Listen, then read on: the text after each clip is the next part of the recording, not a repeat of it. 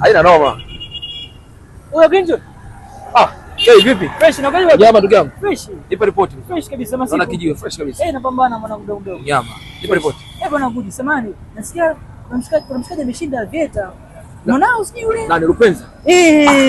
Bwana kawababua mwanangu Betika mzee wangu. Acha. Milioni 38 na ushare. Kweli lakini ndugu yangu kawabutua Mnyamwezi. See. Uamini au? Acha Mungu bado siamini najua. Ngoja nipige simu Lupenza huyo hapa nikuhakikishie mwanangu. Kawababua kweli.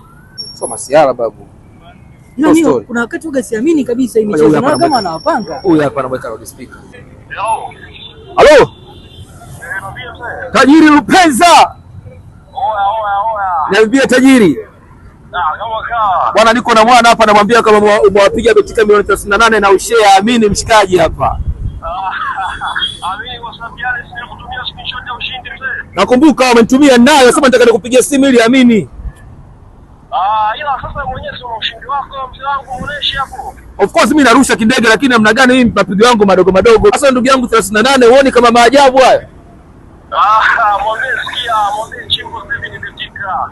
Betika kindege kinasema mbaya sana sasa hivi. Anakusoma Mnyamwezi. Ananisikia? Anakusikia?